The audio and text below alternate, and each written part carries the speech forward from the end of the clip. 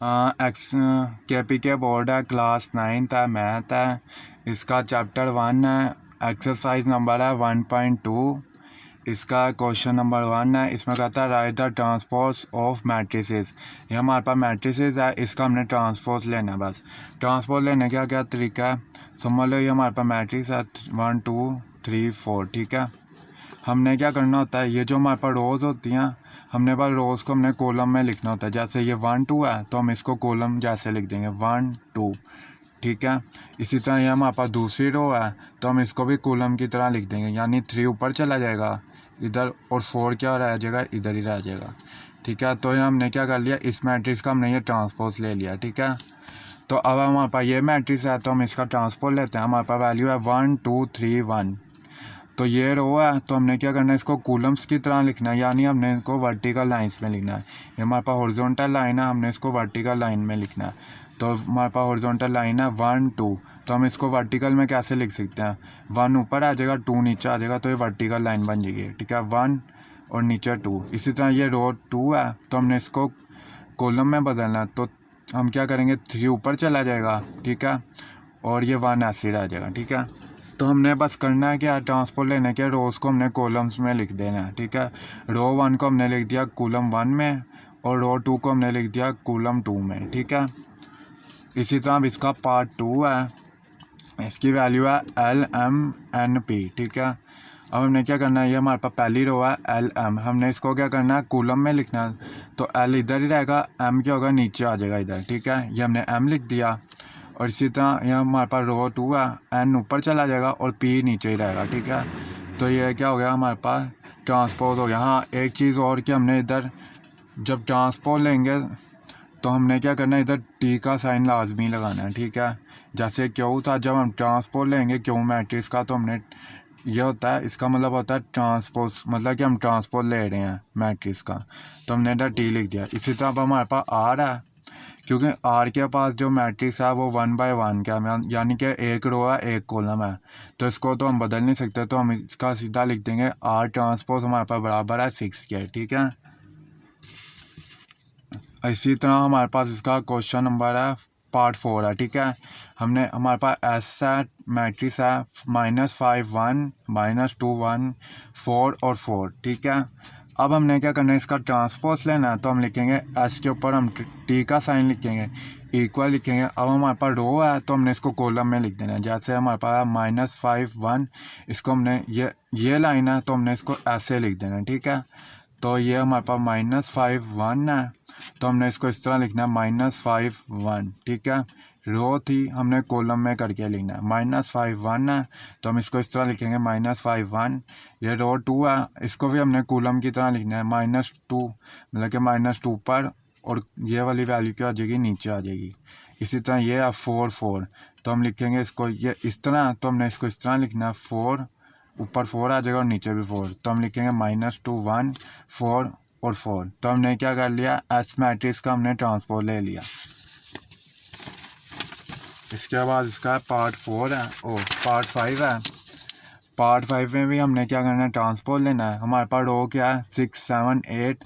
सबसे पहले हमने टी के ऊपर टी स्मॉल टी लिखा है, इसका मतलब हम ट्रांसपोज ले रहे हैं। 6 7 8 है तो हमने इसको क्या रो की तरह, तो हमने इसको क्या करना है, कॉलम्स की तरह लिखना है। 6 7 8 इस तरह लिखा हुआ है 6 7 8, तो हमने इसको कॉलम की तरह लिखना है 6 7 8, तो हमने ये लिख दिया। इसी तरह हमारे पास रो 2 है, रो 2 है 13 1 3, ये हमारे पास इस तरह लिखी है 13 1 3, ये रो की तरह लिखी है, हमने इसको कॉलम की तरह लिखना है। लाइन लगाई 13 1 3, तो हमने कॉलम की तरह लिख दिया 13 1 3। इसी तरह हमारे पास रो 3 है 2 4 5, इसको हमने कॉलम की तरह लिख दिया 2 4 5। ठीक है, रो को हमने क्या करना है, कॉलम की तरह लिख देना है।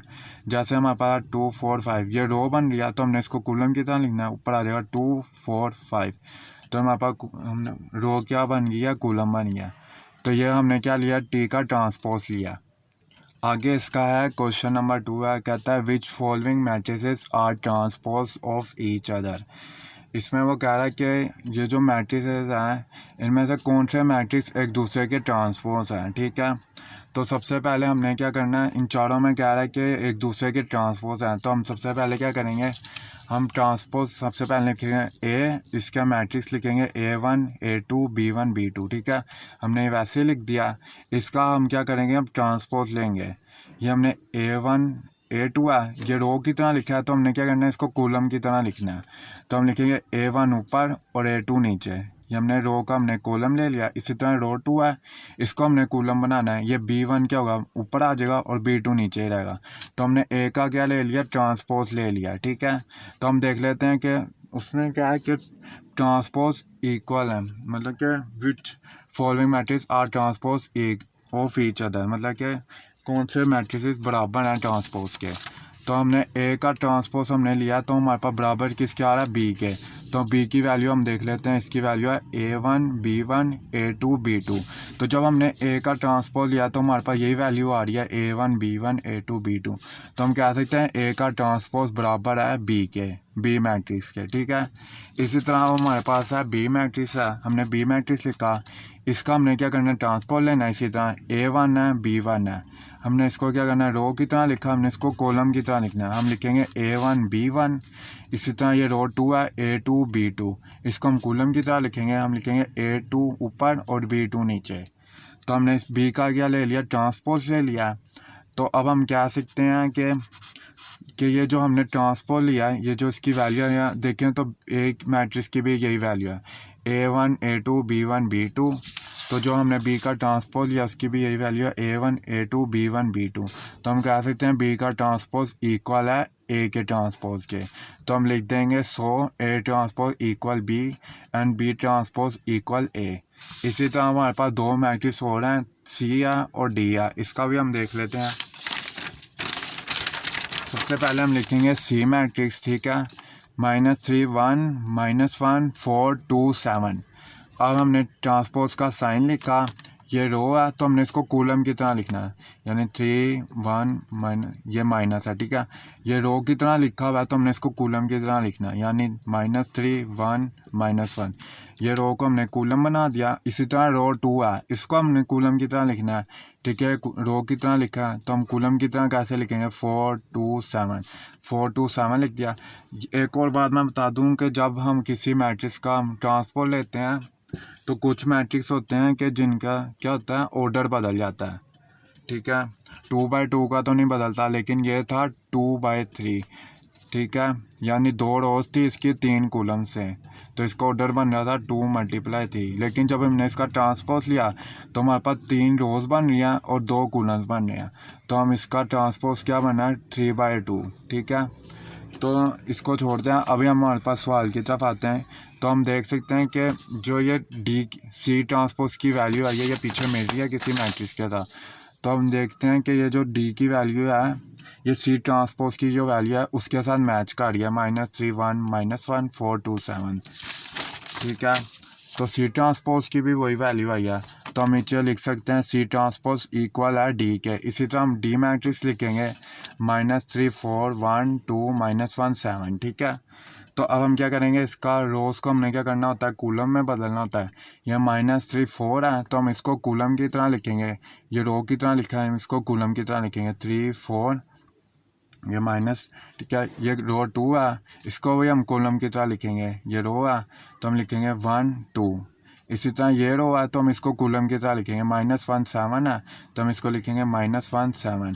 तो हमारे पास क्या बन गया, ये ट्रांसपोज डी बन गया जो मैंने लिखा है। हमने डी का साइन ट्रांसपोज का साइन लिखा, ठीक है। तो हमने क्या किया, रोज को हमने क्या किया, खाली कॉलम्स में कन्वर्ट कर दिया है। तो हमारे पास क्या बना है, -3 1 -1 4 2 7। अब हम देखते हैं क्या पीछे मैट्रिक्स में किसी वैल्यू के साथ मैच हो रहा है। तो हम देखते हैं -3 1 -1 4 2 7। तो ये हमारे पास वही वैल्यू बन गया। तो हम लिख सकते हैं डी ट्रांसपोज हमारे पास बराबर है सी के। तो हम लिख सकते हैं सी ट्रांसपोज हमारे पास इक्वल है डी के और डी ट्रांसपोज हमारे पास इक्वल है सी के। इसी तरह इसका क्वेश्चन नंबर 3 है, इसमें कहता है विच मैट्रिसेस आर सिमेट्रिक। इसका अब देख लेते हैं। अब ये सिमेट्रिक होता क्या, मतलब कि अगर एक मैट्रिक्स है ए, ठीक है, अगर हमने क्या किया है, अगर हमने उस समझ लो ये मैट्रिक्स है ए, इसकी वैल्यूज़ हैं 1 2 3 4। अगर हम इसका ट्रांसपोज ले लेते हैं, इसका ट्रांसपोज लेंगे, रो को हम कूलम में लिखेंगे। 1 2 था रो, तो हमने इसको कूलम में लिख दिया। ये नीचे रो 2 है, इसको हम कॉलम 2 में लिख देंगे। 3 4। तो जब हमने इसका कूलम लिया तो हम देखते हैं कि दोनों की वैल्यूज़ क्या हो गई हैं, डिफरेंट हो गई हैं। क्योंकि अब दोनों की वैल्यूज़ क्या हो गई हैं, ए मैट्रिक्स और ए ट्रांसपोज की वैल्यू एक जैसी नहीं रही ट्रांसपोज लेने के बाद। तो हमारे पास सिमेट्रिक, जो हमारे पास मैट्रिक्स होगा तो हम इसे कहेंगे नॉट सिमेट्रिक्स, ठीक है। अगर हम ट्रांसपोज लें किसी मैट्रिक्स का और उसकी वैल्यू सेम है ट्रांसपोज की वैल्यूज़ की जैसी, तो हम इसको कहेंगे कि मैट्रिक्स क्या होता है, सिमेट्रिक होता है। अब इसका पार्ट 1 है, पार्ट 1 देख लेते हैं। 5 -1 -7 5। अब इसका हम ट्रांसपोज लेने लगे हैं, तो हम लिखेंगे ए ट्रांसपोज टी का साइन लिखा इक्वल 5 -7 है, ये रो है, ठीक है, रो की तरह लिखा है, तो हमने इसको कूलम की तरह लिखना है। 5 लिखेंगे और -7 क्या होगा, नीचे लिख देंगे, ठीक है। इसी तरह ये रो 2 में -1 5 है, तो हम इसको कूलम की तरह लिखेंगे। -1 ऊपर आ जाएगा, 5 नीचे आ जाएगा।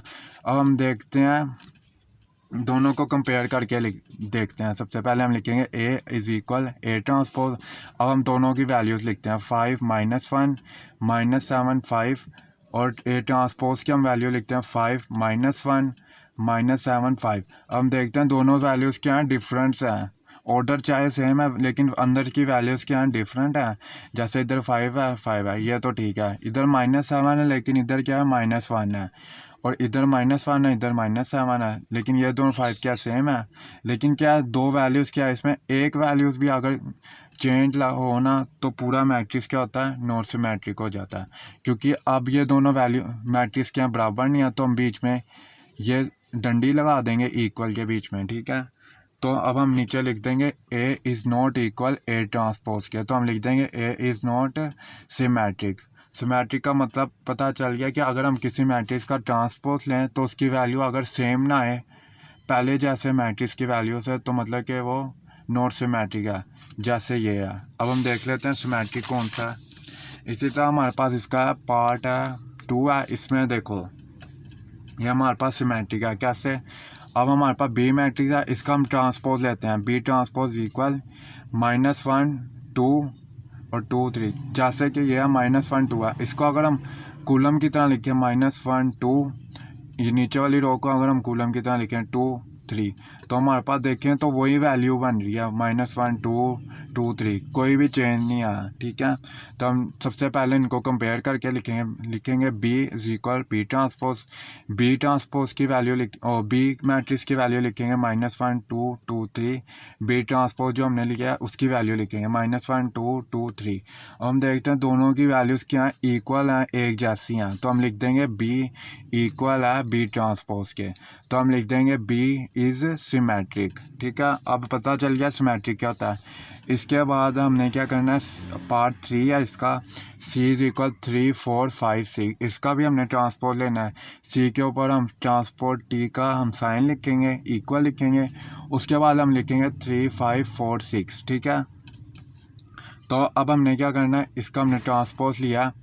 3 4 था, रो क्या थी हमारे पास, पहली रो में था 3 4, तो हमने इसको कूलम की तरह लिखा, हम इसको लिखेंगे 3 4, हमने लिख दिया। इसी तरह हमारे पास रो 2 है 5 6, इसको भी हमने कूलम की तरह लिख दिया 5 6। तो हमने क्या किया, सी का हमने ट्रांसपोज लेके लिख दिया, हमारे पास वैल्यू आई है 3 5 4 6। हम दोनों को इक्वल करके लिखते हैं, सी हमने लिखा है इक्वल सी ट्रांसपोज।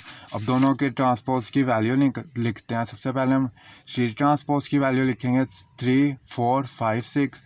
इसी तरह सी ट्रांसपोज जो हमने अभी लिया उसकी वैल्यू लिखेंगे 3 5 4 6, ठीक है। तो अब हम देखते हैं कि इधर 3 है, ठीक है, ये दोनों 3 हैं। दूसरी वैल्यू हम देखते हैं, इधर 4 है, इधर 5 है। इसी तरह तीसरी वैल्यू जो है, इधर 5 है लेकिन इधर 4 है। ये 3 और ये 3, ये 6 और ये 6 तो सेम है, लेकिन ये 4 5 5 4 ये दोनों चेंज है। तो अब हम क्या करेंगे, ये हम इसके बीच में क्या कर देंगे, एक लाइन लगा देंगे, ये दोनों मैट्रिक्स क्या है, इक्वल नहीं है। तो हम नीचे लिख देंगे सी इक्वल नहीं है सी ट्रांसपोज के, तो हम लिख देंगे सी इज़ नॉट सिमेट्रिक, ठीक है। इसके बाद इसका पार्ट 4 है। पार्ट 4 है 1 2 3 4 5 6, ठीक है। डी मैट्रिक्स की वैल्यू है 1 2 3 4 5 6। इसका अब हमने ट्रांसपोज लिया, लिखेंगे डी ट्रांसपोज इक्वल रोज है, इसको हम कॉलम की तरह लिखेंगे, ठीक है। रो है, इसको हम कॉलम की तरह लिखेंगे 1 2 3, दूसरी रो को भी हम कॉलम की तरह लिखेंगे 4 5 6। ये हमने लिख लिया, तो इसका ट्रांसपोज आ गया डी का। अब हम दोनों डी को इक्वल करके लिखेंगे, डी मैट्रिक्स की वैल्यू लिखेंगे 1 2 3 4 5 6, और डी ट्रांसपोज की हम वैल्यू लिखेंगे 1 2 3 4 5 6, ठीक है। हम देखते हैं दोनों वैल्यूज़ क्या बराबर हैं। 1 2 3 ऊपर है, लेकिन ऊपर क्या 1 4 है, तो क्या हो रहा है, इन दोनों के क्या हो गया ऑर्डर भी क्या हो गया, इन दोनों के ऑर्डर ही पहली बात क्या है चेंज है। इसका 2/2 मल्टीप्लाई 3 है, और इसका 3 मल्टीप्लाई 2, क्योंकि ऑर्डर भी चेंज है और अंदर की वैल्यूज़ भी चेंज है, ठीक है, मतलब डिफरेंस है। तो अब हम क्या करेंगे, हम लिख देंगे D not equal D transpose, तो हम लिख देंगे डी इज़ नॉट सिमेट्रिक। उसके बाद इसका क्वेश्चन नंबर क्या है, 4 है, ठीक है। क्वेश्चन नंबर 4 में है विच मैट्रिसेस आर स्क्यू सिमेट्रिक, ठीक है। इसमें वो कह रहा है कि बताओ कि मैट्रिक्स स्क्यू सिमेट्रिक है या नहीं। तो मैं बता देता हूँ स्क्यू सिमेट्रिक होता क्या है। समझ लो हमारे पास एक मैट्रिक्स है एम, अगर हम इसका ट्रांसपोज लें और इसका इन्वर्स लें, यानी हम इसको -1 से मल्टीप्लाई करें इस मैट्रिक्स को, और इसका ट्रांसपोज लें, अगर इन दोनों की वैल्यू आ जाती है 1, इस मैट्रिक्स की भी और इस वैल्यू की भी आ जाती है 1, ठीक है, तो ये हमारे पास क्या होगा, स्क्यू सिमेट्रिक होगा, ठीक है। तो अब इसका पार्ट 1 है, पार्ट 1 सबसे पहले देख लेते हैं, 0 4 -4 0, ठीक है। सबसे पहले हम क्या करेंगे, इसका ट्रांसपोज लेंगे, तो ए हमने ट्रांसपोज लिखा इक्वल 0 4 है, तो हमने क्या किया, इसको रोज थी हमने कॉलम करके लिख दिया, हमारे पास आ गया 0 4। इसी तरह -4 0 है, तो हमने इसको क्या कर दिया, कॉलम करके लिख दिया, रो 2 को भी कॉलम 2 में, ठीक है। -4 इधर आ गया और ये 0 आ गया। ये हमने ए का क्या किया, ट्रांसपोज लिया। अब हमने क्या करना है, इसी मैट्रिक्स ए को हमने -1 से मल्टीप्लाई करना है। ये -1 को जब हमने ए से मल्टीप्लाई किया इस मैट्रिक्स के साथ, इसके साथ नहीं, अब इसके साथ, जब हमने इस -1 को इस मैट्रिक्स के साथ हमने मल्टीप्लाई किया, तो ये 0 तो वैसे ही रहेगा। इधर क्या था, +4 था, लेकिन जब -1 मल्टीप्लाई हुआ 4 के साथ, तो ये -4 हो गया।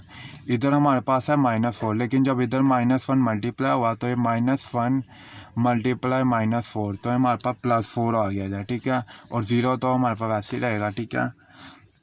तो अब हम देखते हैं दोनों की वैल्यूज़ क्या बराबर हैं या नहीं, ठीक है। ए ट्रांसपोज और ए को हमने क्या किया, -1 के साथ मल्टीप्लाई किया। अगर इन दोनों की वैल्यू सेम है तो ये स्क्यू सिमेट्रिक है, ठीक है। अगर सेम नहीं है तो ये क्या है, नॉट स्क्यू सिमेट्रिक है। देख लेते हैं वैल्यूज़, इधर 0 है, इधर भी 0 है, इधर -4 है, इधर भी -4 है, इधर 4 है, इधर 4 है, इधर 0 है, इधर 0 है, मतलब कि दोनों की वैल्यू हमारे पास क्या सेम है, तो ये 8 मैट्रिक्स क्या हमारे पास स्क्यू सिमेट्रिक है।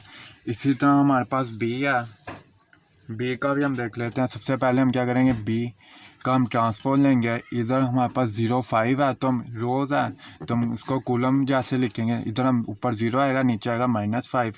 ये रोज़ भी हमारे पास कॉलम में हम लिखेंगे दूसरे कॉलम में, यानी कि हम लिखेंगे 5 0, ठीक है। रोज़ की तरह लिखा था हमने, कॉलम की तरह लिख दिया। तो इसी तरह हमारे पास क्या आ गया, बी ट्रांसपोज आ गया। अब हमने क्या करना है, बी मैट्रिक्स को -1 के साथ मल्टीप्लाई करना है, ठीक है। ये बी मैट्रिक्स है, इसको हमने -1 के साथ मल्टीप्लाई करना है, पीछे हम माइनस का साइन लगाएंगे। इधर हमने बी लिखा, इक्वल लिखा, 0 के साथ माइनस मल्टीप्लाई करें तो 0 ही होता है, ठीक है। अब ये -5 है, इसके साथ जब -1 मल्टीप्लाई हुआ तो ये +5 हो गया, ठीक है। अब ये 5 प्लस क्या, लेकिन इसके साथ जब -1 मल्टीप्लाई हुआ तो ये -5 हो गया, ठीक है। और 0 हमारे पास वैसे ही आ गया, ये हमारे पास बी ट्रांसपोज की वैल्यू आ गया और -b मैट्रिक्स की वैल्यू आ गया। अब हम देखते हैं दोनों वैल्यूज़ क्यों सेम हो। ये 0 आ गया, इधर से 5 आ गया, ये -5 ये -5 आ गया, इधर से 0 और ये 0 बराबर है। तो मतलब कि हमारे पास बी ट्रांसपोज इक्वल है -b के। तो हम कह सकते हैं बी आर स्क्यू सिमेट्रिक। अब हमारे पास है मैट्रिक्स सी है, ठीक है। हमने सी लिखा है, सी के ऊपर ट्रांसपोज अब हमने इसका मैट्रिक्स लेते हैं। रोज़ को हमने क्या करना है, कूलम में लिखना है। ये रो है, इसको हमने कूलम की तरह लिख दिया। 0 7 ये था, हमने इसको कूलम की तरह लिख दिया। और नीचे था 7 0, तो हमने इसको 7 ऊपर चला गया, 0 नीचे आ गया। ये हमने सी का क्या ले लिया, ट्रांसपोज ले लिया। अब हमने क्या करना है, सी मैट्रिक्स को -1 से मल्टीप्लाई करना है। ठीक है, ये रहा। ठीक है, तो जब हमने -1 को सी से मैट्रिक्स से मल्टीप्लाई किया तो ये दोनों 7 क्या हो जाएंगे, माइनस हो जाएंगे। तो अब हम देख लेते हैं दोनों मैट्रिक्स को। ठीक है, ये नज़र आ रहे हैं ना। ठीक है, एक ये ट्रांसपोज वाला मैट्रिक्स है और एक ये -1 वाला मैट्रिक्स है। ठीक है, इन दोनों की वैल्यूज़ क्या देख लेना है, पहली 0 है, इधर भी 0 है, इधर लेकिन 7 है, इधर -7 है, इसी तरह इधर 7 है, इधर -7 है, इधर 0 है, इधर 0 है।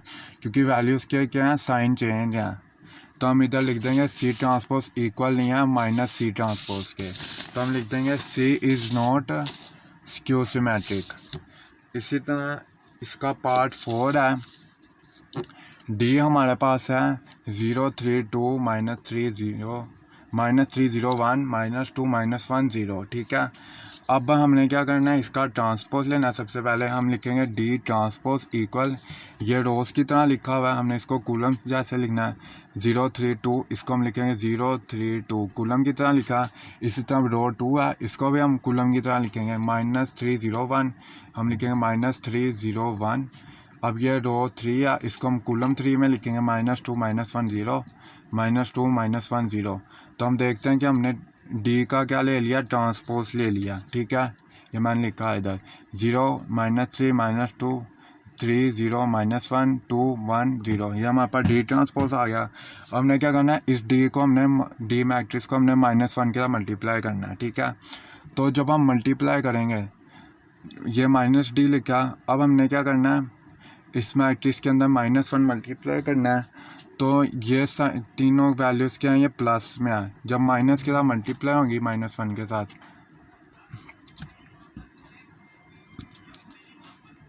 तो ये वैल्यूज़ क्या हो गई हैं, माइनस हो गई हैं। ठीक है, ये वाली। इसी तरह ये नीचे वैल्यूज़ क्या हैं, ये माइनस क्या हैं, लेकिन जब ये -1 के साथ मल्टीप्लाई होंगी तो ये हो जाएंगी प्लस वैल्यूज़। ठीक है, तो अब हम देखते हैं इन दोनों वैल्यूज़ को कंपेयर करके। ऊपर 0 है, नीचे 0 है, इधर -3 है, इधर -3 है, इधर -2 इधर -2, इधर -1 है, इधर -1 है। इसी तरह इधर 3 2 1, इसी तरह इधर 3 2 1। तो ये दोनों वैल्यूज़ क्या हैं, सेम है। तो हम लिख सकते हैं डी ट्रांसपोज बराबर है -d के, तो हम लिख देंगे डी इज़ स्क्यू सिमेट्रिक। इसी तरह अब इसका क्वेश्चन नंबर है, तो ये लास्ट पार्ट था। एक्सरसाइज नंबर 1.2 ख़त्म हो गई है। ठीक है, और एक और बात मैं करना चाहता हूँ कि आज का तरीका है, आज है देख लो इधर, आज सैटरडे है, 4 जुलाई है, टाइम हो रहा है 7:06 है। आपने मुझे ये बताना है आपने एक्सरसाइज कब ख़त्म की है। ठीक है, और ये बताना है कि वीडियो में किस चीज़ की कमी है।